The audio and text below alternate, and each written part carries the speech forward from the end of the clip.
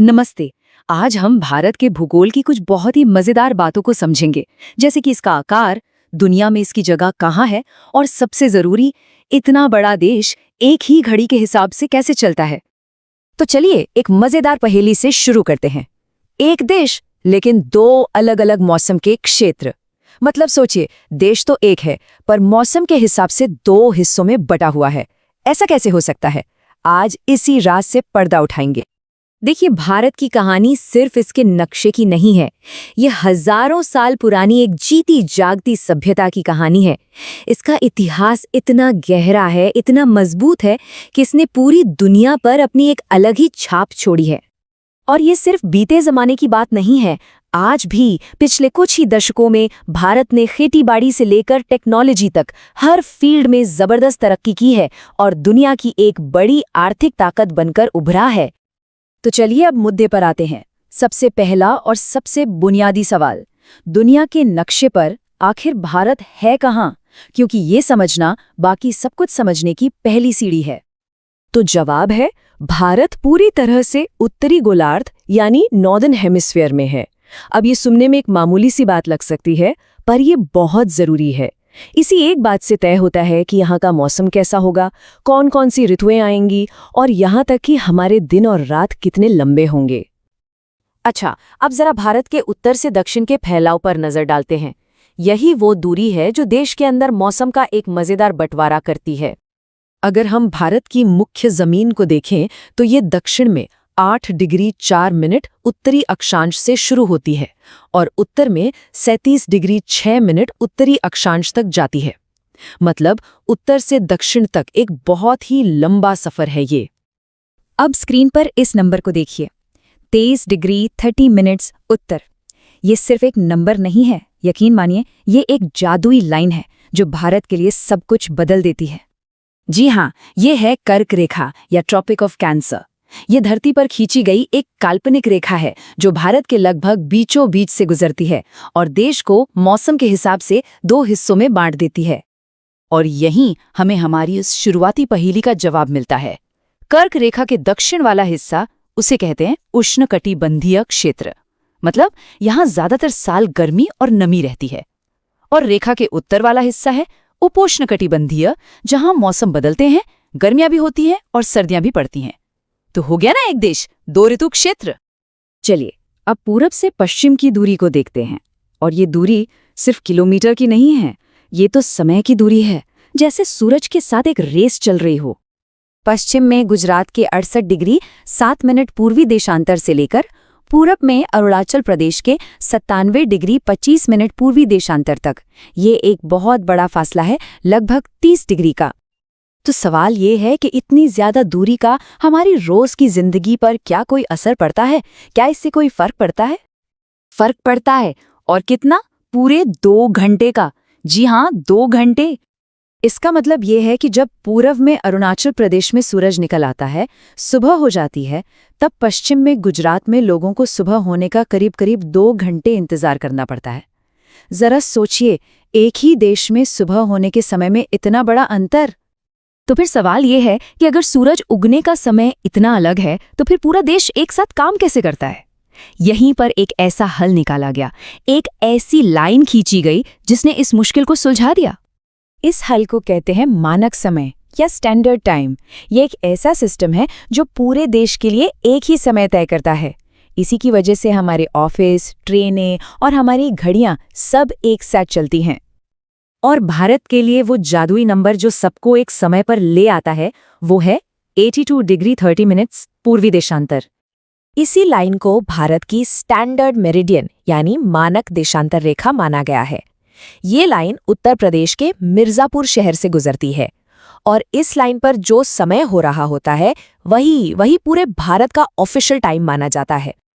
और यही तो सबसे मजेदार बात है, भले ही अरुणाचल में सूरज बहुत पहले निकल आए, लेकिन वहां की घड़ी में भी वही समय होगा जो गुजरात की घड़ी में हो रहा होगा। ये एक तरह से भूगोल के ऊपर बनाए गए सिस्टम की जीत है। तो सबसे पहला और सबसे सीधा सवाल, भारत असल में कितना बड़ा है? हम ये शब्द विशाल देश सुनते तो बहुत हैं, पर यह विशालता कितनी बड़ी है? चलिए इसे जरा नंबरों में पकड़ने की कोशिश करते हैं। तो ये रहा पहला बड़ा नंबर, 3.28 मिलियन वर्ग किलोमीटर। अब ये सुनने में तो बहुत बड़ा लगता है, पर अंदाजा लगाइए ये कितना बड़ा है। ये लगभग पूरे यूरोप महाद्वीप का 1/3 हिस्सा है। जी हाँ, ये एक नंबर ही भारत की भव्यता की पूरी कहानी कह देता है। और इतना बड़ा क्षेत्रफल भारत को दुनिया का, ध्यान दीजिएगा, 7वां सबसे बड़ा देश बनाता है। इसका मतलब ये हुआ कि पूरी दुनिया में सिर्फ 6 देश ही ऐसे हैं जो जमीन के मामले में भारत से बड़े हैं। तो अब सवाल ये उठता है कि वो 6 देश आखिर हैं कौन? अगर हम पूरी दुनिया के नजरिए से देखें तो ये चार्ट साफ साफ दिखाता है कि दुनिया की कुल जमीन का 2.4% हिस्सा भारत के पास है। अब हो सकता है ये नंबर सुनने में छोटा लगे, है ना? पर इसका मतलब ये है कि दुनिया के हर 100 स्क्वायर किलोमीटर में से लगभग 2.5 स्क्वायर किलोमीटर भारत में है, जो इसकी ग्लोबल इंपॉर्टेंस को दिखाता है। तो हमने ये तो देख लिया कि भारत 7वां सबसे बड़ा देश है। चलिए अब इस पहले हिस्से में इसी विशाल आकार को थोड़ा और समझते हैं और देखते हैं कि दुनिया के सबसे बड़े देशों की लिस्ट में भारत कहाँ खड़ा है। तो भारत से बड़े वो 6 देश कौन कौन से हैं? देखिए, लिस्ट में सबसे ऊपर हैं रूस और कनाडा, फिर आते हैं अमेरिका और चीन, और उनके ठीक बाद हैं ब्राजील और ऑस्ट्रेलिया। मतलब ये लिस्ट साफ बताती है कि हम वाकई दुनिया के दिग्गजों के बीच खड़े हैं। अच्छा, अब भारत के साइज से आगे बढ़ते हैं और इसकी सीमाओं पर, इसके बॉर्डर्स पर एक नजर डालते हैं। भारत जमीन और समुद्र दोनों से घिरा हुआ है, और सच कहूं तो यही बात इसे एक बहुत ही यूनिक जियोग्राफिकल आइडेंटिटी देती है। यहां एक बहुत ही दिलचस्प तुलना है। देखिए, भारत की जो जमीनी सीमा है वो है लगभग 15,200 किलोमीटर। जानते हैं ये कितनी लंबी है? इतनी कि दिल्ली से लंदन तक 2 बार जाकर वापस आया जा सकता है। और वहीं हमारी समुद्री तटरेखा यानी कोस्टलाइन, वो भी 7,500 किलोमीटर से ज्यादा है। ये दोनों ही नंबर वाकई में हैरान करने वाले हैं। तो इतनी लंबी जमीनी सीमाओं पर हमारे पड़ोसी कौन कौन हैं? उत्तर पश्चिम में है पाकिस्तान और अफगानिस्तान। उत्तर की तरफ जाएं तो विशाल हिमालय हमें चीन, नेपाल और भूटान से जोड़ता है, और पूर्व में हमारी सीमाएं म्यांमार और बांग्लादेश से मिलती हैं। ये सिर्फ बॉर्डर्स नहीं हैं, ये संस्कृतियों के मिलने की जगह भी हैं। जमीन से अब जरा समुद्र की ओर चलते हैं। भारतीय प्रायद्वीप, जैसा कि हम जानते हैं, 3 तरफ से पानी से घिरा है। पश्चिम में है अरब सागर, पूर्व में बंगाल की खाड़ी और दक्षिण में हिंद महासागर, जो मिलकर इसे एक तरह का प्राकृतिक किला बना देते हैं। और यहीं पर एक बहुत ही खास और दिलचस्प बात है। हिंद महासागर यानी इंडियन ओशन दुनिया का इकलौता ऐसा महासागर है जिसका नाम किसी देश यानी भारत, हमारे देश के नाम पर रखा गया है। जरा सोचिए, ये भारत की ऐतिहासिक और सामरिक स्थिति के बारे में कितना कुछ कहता है। चलिए अब हम अपनी इस यात्रा के आखिरी पड़ाव पर पहुंचते हैं। अब हम मुख्य भूमि से थोड़ा परे जाएंगे और भारत के महत्वपूर्ण द्वीप समूहों को देखेंगे। भारत के 2 मुख्य द्वीप समूह हैं जो एक तरह से हमारी समुद्री सीमाओं के प्रहरी हैं। दक्षिण पूर्व में बंगाल की खाड़ी में है अंडमान और निकोबार द्वीप समूह, जो सैकड़ों ज्वालामुखी द्वीपों की एक लंबी चेन है, और दूसरी तरफ दक्षिण पश्चिम में अरब सागर में है लक्षद्वीप, जो अपने खूबसूरत मूंगे के द्वीपों यानी कोरल आइलैंड्स के लिए मशहूर हैं। इन्हीं द्वीपों में से एक पर भारत का सबसे दक्षिणी सिरा यानी सदर्नमोस्ट पॉइंट इंदिरा पॉइंट हुआ करता था। लेकिन ये एक दुखद और यादगार तथ्य है कि साल 2004 की विनाशकारी सुनामी में ये बिंदु हमेशा के लिए समुद्र में समा गया। तो इस पूरी बातचीत को एक बड़े सवाल से शुरू करते हैं। क्या भारत सिर्फ एक देश है, या ये हमेशा से दुनिया का एक बहुत जरूरी चौराहा रहा है? यही सवाल आज की हमारी पड़ताल का सेंटर पॉइंट है। तो सबसे पहले बात करते हैं भारत की स्ट्रेटेजिक लोकेशन की। देखते हैं कि कैसे इसकी भौगोलिक स्थिति ही इसकी सबसे बड़ी ताकत बन गई। अगर आप दुनिया का नक्शा देखें तो भारत का जो जमीनी हिस्सा है वो ईस्ट और वेस्ट एशिया के बिल्कुल बीच में है। ये कोई इत्तेफाक नहीं है, ये एक ऐसा ज्योग्राफिकल सच है जिसने हजारों सालों से इतिहास को एक दिशा दी है। तो सवाल ये है कि इस सेंट्रल लोकेशन का फायदा कैसे उठाया गया। देखिए, पुराने जमाने से ही भारत 2 मेन रास्तों से दुनिया से जुड़ा हुआ था। एक तो थे जमीनी रास्ते जो पहाड़ों के दर्रों से होकर गुजरते थे, और दूसरे थे बड़े बड़े समुद्री रास्ते। पर ये सिर्फ आने जाने के रास्ते नहीं थे। असल में ये रास्ते आइडियाज, कल्चर और व्यापार के हाईवे थे। और सबसे जरूरी बात, यहां लेन देन दोनों तरफ से होता था। ये एक 2 वे एक्सचेंज था। जिसने पूरी दुनिया को बदला। सोचिए, भारत से दुनिया को क्या क्या मिला। हमारा नंबर सिस्टम और डेसिमल सिस्टम, जिसने मैथ्स की पूरी शक्ल ही बदल दी। उपनिषद और रामायण की कहानियां, पंचतंत्र की सीख, और हाँ, भारतीय मसाले और मलमल जैसा कीमती सामान, सब यहीं से दुनिया भर में पहुंचा। लेकिन ये कहानी एक तरफा नहीं थी। दुनिया से भी बहुत कुछ भारत आया। हमारी कला पे यूनानी कला का असर साफ दिखता है, और हमारी वास्तुकला में वेस्ट एशियन स्टाइल, जैसे कि गुंबद और मीनारें, आज भी मौजूद हैं।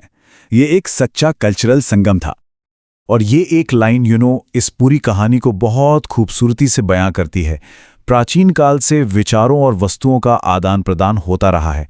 यही तो भारत के इतिहास का मूल मंत्र रहा है, खुलापन और जुड़ाव। चलिए अब थोड़ा आगे बढ़ते हैं और मॉडर्न हिस्ट्री के एक ऐसे टर्निंग पॉइंट पर चलते हैं जिसने वेस्ट के साथ भारत के कनेक्शन को हमेशा हमेशा के लिए बदल दिया। जी हां, हम बात कर रहे हैं स्वेज कैनाल की। साल था 1869। जब स्वेज कैनाल को ट्रेड के लिए खोला गया तो इसने मानो एक झटके में दुनिया के समुद्री नक्शे को ही बदल दिया। और इस बड़े बदलाव के सेंटर में कौन था? भारत। क्यों? इसका जवाब है ये नंबर, 7000 किलोमीटर। स्वेज कैनाल के खुलने से भारत और यूरोप के बीच की दूरी इतनी ज्यादा कम हो गई। ये कोई छोटा मोटा बदलाव नहीं था, ये तो एक क्रांति थी। तो नतीजा क्या हुआ? जाहिर है, भारत और यूरोप के बीच व्यापार में एक जबरदस्त उछाल आया और रिश्ते पहले से कहीं ज्यादा मजबूत हो गए। इस एक नहर ने महाद्वीपों को और भी करीब ला दिया था। तो ये तो हुई दुनिया से कनेक्शन की बात। अब जरा अपने आस पड़ोस पर नजर डालते हैं, मतलब भारत के अपने सबसे करीबी यानी पड़ोसियों के साथ कैसे संबंध हैं। देखिए, भारत जमीन और समंदर दोनों तरफ से पड़ोसियों से घिरा हुआ है। हमारी जमीनी सीमाएं पाकिस्तान, अफगानिस्तान, चीन, नेपाल, भूटान, बांग्लादेश और म्यांमार से मिलती हैं। वहीं समंदर में हमारे दो करीबी पड़ोसी हैं, श्रीलंका और मालदीव। और अगर हम ज्योग्राफी के हिसाब से देखें तो श्रीलंका हमसे पाल स्ट्रेट और मन्नार की खाड़ी से अलग होता है, जबकि मालदीव लक्षद्वीप आइलैंड्स के दक्षिण में पड़ता है। यही भूगोल हमारे समुद्री रिश्तों को तय करता है। अच्छा, अब बाहर से थोड़ा अंदर की तरफ आते हैं। ये समझने के लिए कि इतना बड़ा देश आज कैसे ऑर्गेनाइज्ड है, चलिए भारत के एडमिनिस्ट्रेटिव स्ट्रक्चर पर एक नजर डालते हैं। यहाँ एक बहुत दिलचस्प तुलना है। 1947 से पहले भारत दो तरह की यूनिट्स में बटा था, ब्रिटिश प्रोविंस और प्रिंसली स्टेट्स यानी रियासतें। और आज ये स्ट्रक्चर 28 राज्यों और 8 केंद्र शासित प्रदेशों में बदल गया है, जो इस देश की विविधता को दिखाता है। चलिए, खत्म करने से पहले कुछ सबसे जरूरी ज्योग्राफिकल फैक्ट्स को फटाफट दोहरा लेते हैं, जो भारत की कहानी को समझने के लिए बहुत जरूरी हैं। सबसे पहले, भारत का कुल एरिया 3.28 मिलियन स्क्वायर किलोमीटर। ये एक बहुत बड़ी जमीन है जो इसे ग्लोबल स्टेज पर एक अहम प्लेयर बनाती है। और यही विशाल एरिया भारत को दुनिया का 7वां सबसे बड़ा देश बनाता है। जाहिर है, इतने बड़े आकार के अपने फायदे और अपनी चुनौतियां दोनों हैं। और आखिर में दो जरूरी लाइनें। एक है कर्क रेखा 23 डिग्री 30 नॉर्थ पर, जो देश के लगभग बीच से गुजरती है, और दूसरी है स्टैंडर्ड मेरिडियन 82 डिग्री 30 ईस्ट पर, जो हमारे देश का समय तय करती है। तो हम इस बातचीत को एक सोचने वाले सवाल के साथ खत्म करते हैं। अगर भूगोल ही इतिहास को आकार देता है, तो भारत की ये सेंट्रल पोजीशन इसके भविष्य के बारे में क्या इशारा करती है? ये एक ऐसा सवाल है जिस पर हम सबको सोचना चाहिए।